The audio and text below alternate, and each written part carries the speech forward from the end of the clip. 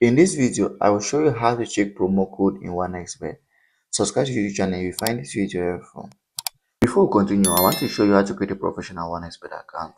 To do that, click on registration, take the third option. Fill in your details correctly from your surname right down to your password. In the promo code box, you're going to use the promo code LEOTV. If you use the promo code LEOTV, OneXBet is going to give you a 300% bonus on your first deposit.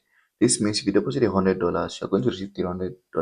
Once you're done, click on these three boxes and register your account. Now, let's continue. So if you want to check your promo codes in OneXBet, here's what you can do. Come over to your menu and scroll down to where you have promo codes.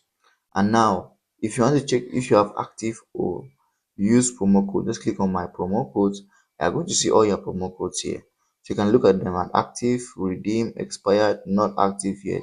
For now, I don't have any promo codes, but if you have any promo codes, you are going to see them here. It can be in a single bet, it can be in a football accumulator or more. So that's how to get or check your promo codes in one next.